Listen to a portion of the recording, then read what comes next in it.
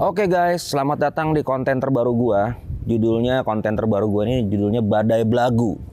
Asik. Kenapa dibilang badai belagu? Karena bukan belagu dalam tanda arti yang sebenarnya nih. Jadi konten ini konten pertama gua untuk Badai Bedah Lagu. Jadi disingkat Badai Belagu. Asik. Nah, untuk yang kali ini gua lagi ngebahas satu karya gua, masterpiece gua di tahun 2009 di album keempat Chris Patih yang memang menjadi single pertama dari album tersebut. Ya emang cuma satu single sih album ini ya. Album ini berjudul Semua Tentang Cinta. Tapi judul lagunya yang gua bahas adalah Aku Harus Jujur. Ini lagu lagi gila banget nih, lagi viral banget, lagi dibahas banyak orang dan lagi menjadi satu prank nasional. Asik ya kan, karena satu negara kena prank sama lagu ini, karena banyak banget yang komen ke Instagram gue, ke YouTube gue, bahwa ternyata bang lu ngerjain satu Indonesia nih sama lagu ini. Wow, asik. Kenapa gue bilang kena kerjaan? Karena sebenarnya orang ternyata tidak ngeh bahwa lagu ini tuh punya maksud lain. Hari ini gue akan membedah lagu Aku Harus Jujur, lirik per lirik, kata per kata, kalimat per kalimat dari lagu ini. Tapi sebelumnya gue mau ceritain dulu kenapa gue bisa menciptakan lagu Aku Harus Jujur.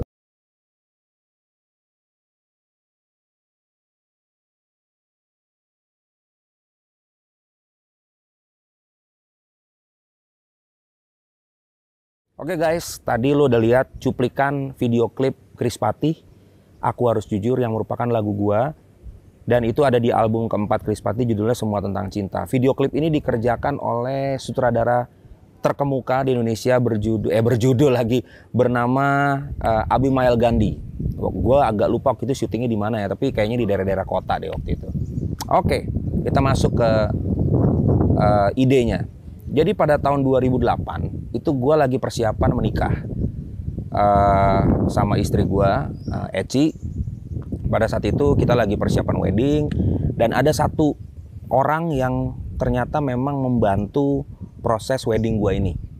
Gue tidak bisa sebut siapa namanya dan tidak bisa sebut juga profesinya seperti apa gitu ya.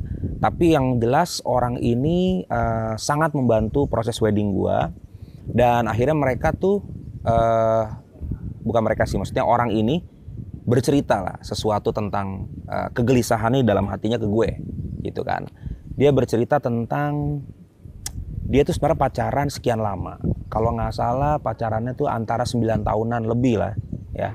Dia bilang sama gue, Mas Badai, gue itu merasa bersalah gitu ke pasangan gue. Kenapa? Karena gue ternyata ngebohongin dia selama ini, selama 9 tahun pacaran. Dia ternyata tuh ngebohongin pasangannya. Ngebohongin kenapa gitu kan, ternyata dia itu mengalami keterbatasan secara orientasi seksual. Nah, keterbatasannya itu dia ternyata tidak bisa jatuh cinta sama perempuan. Dia suka dengan sesama jenis gitu. Nah, gua mengcapture momen itu karena dia begitu deep ya cerita sama gua.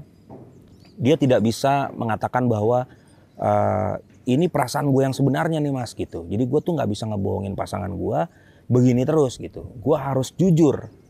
Nah jadi kenapa gue tulis judul Aku Harus Jujur? Itu karena perkataan dia sendiri bahwa dia memang, gue pengen jujur nih sama pasangan gue. Nah jujurnya kenapa ya? Jujurnya itu karena dia tidak bisa menyimpan rasa cinta yang tidak biasa gitu. Dia tidak bisa menjadi biasa seperti orang-orang normal seperti adanya. Jadi akhirnya gue mengcapture momen itu. Gue pikir ini keren nih kalau dijadiin satu inspirasi lagu. Ini keren nih menjadi satu tema yang menarik, dan Chris Patih belum pernah memotret fenomena kondisi-kondisi masalah sosial seperti ini gitu. Nah akhirnya gue putuskan lah untuk bikin lagu ini, judulnya Aku Harus Jujur. Dimulai dari lirik pertama ya. Nanti di sebelah sini lo bisa lihat liriknya apa aja. Oke, kita mulai di kalimat pertama ya. Maafkan kali ini aku harus jujur. Maafkan kali ini aku harus jujur. Nah itu adalah kalimat dari orang ini. Dia minta maaf nih ya ke pasangannya. bahwa kali ini gue harus jujur, gue harus katakan perasaan gue yang sebenarnya dan kondisi gue yang sebenarnya. Kau harus tahu siapa, nih kalimat kedua ya. Kau harus tahu siapa aku sebenarnya. Jadi dengan kejujuran itu, ya dia pengen kasih tahu sebenarnya kondisi gue tuh siapa sih sebenarnya, gitu kan. Lanjut ya. Terpikir dalam benakku tentang cinta terlarang, selama ini ku pendam. Nah, kenapa gue tulis ini? Karena memang dia bilang sama gue, selama dia berhubungan 9 tahun itu sama pasangannya, dia merasa sesuatu yang ada kegelisahan dalam benaknya dia tentang cinta terlarang itu. Bahwa dia tidak bisa mencintai seorang wanita. Dia ada orientasi lebih suka kepada sesama jenis gitu. Dan ya itu yang dia pendam selama ini, yang dia nggak bisa ungkapin sama pasangannya. Oke, kita lanjut ke bait 2 nih. Jangan salahkan keadaan ini sayang. Lanjut lagi. Semua adalah keterbatasanku saja. Nah, jadi gue tulis kenapa jangan salahkan keadaan ini sayang. Kadang-kadang kan orang selalu, dia bilang sama gue tuh selalu merasa gue dihakimi gitu dengan kondisi gue sekarang. Gue selalu merasa bahwa gue disalahkan dengan apa yang ada di benak gue gitu. Dan gue bilang sama pasangan gue, lu jangan salahin gue nih, jangan salahin keadaan gue, karena ini hanya keterbatasan gue aja gitu. Gue tidak mampu untuk untuk melawan keterbatasan ini pada saat itu ya gitu. Jadi gue mengcapture itu dengan menuliskan, ya jangan salahkan keadaan ini sayang, semua adalah keterbatasanku saja. Lanjut ya. Tak mampu menjadi yang kau mau, nggak mampu menjadi yang lo mau. Jadi kalau misalkan bisa dibilang kalau kita pacaran kan kita selalu harus berusaha untuk menjadi apa yang pasangan kita minta. Terkadang untuk menjadi diri sendiri itu agak sulit. Nah, dia nih merasa seperti itu. Dia nggak mampu yang menjadi pasangannya yang mau, yaitu menjadi normal. Padahal dia memang dalam keadaan yang nggak bisa biasa gitu. Aku mencoba dan aku tak mampu. Dia mencoba, tapi dia nggak mampu gitu. Nah, kita langsung masuk ke ref ya. Tak bisa lagi mencintaimu dengan sisi lainku. Ya, dia bilang sama gue, Mas, gue tuh gak bisa melanjutkan percintaan ini. Karena apa? Gue punya sisi lain. Gue punya sesuatu yang mungkin orang masih menganggap itu menjadi hal tabu. Kasihan pasangan gue gitu. Dan ya gue gak sanggup menjalanin ini dengan sisi lain dari gue gitu. Aku tak sanggup, lanjut ya. Aku tak sanggup menjadi biasa, aku tak sanggup. Kenapa gue tulis aku tak sanggup menjadi biasa? Diksi yang gue pilih kata biasa itu kan adalah sesuatu yang normally orang mencintai cewek dengan cowok gitu ya. Tapi dalam hal ini gue mendapatkan cerita, yaitu tadi dia nggak bisa menjadi sesuatu yang normal, sesuatu yang biasa yang mungkin banyak orang harapkan dari diri dia gitu. Oke, lanjut. Tak ada satupun yang mungkin bisa. Dia bilang sama gue, kalau gue jujur tentang hal ini, mungkin gak ada satupun orang yang mungkin bisa menerima gue langsung. Karena memang gue mengalami sesuatu hal yang punya masalah dengan keterbatasan ini, dengan orientasi seperti ini. Mungkin gak banyak orang yang bisa menerima gue nih mas gitu. Lanjut, terima. Nah ini yang menjadi masalah nih. Terima kaum seperti aku. Satu Indonesia ternyata mendengar ini dengan kata kau. Padahal di lirik asli, di album aslinya, di kaset ataupun di CD, itu tertulis kaum. Kenapa gue pilih kata kaum?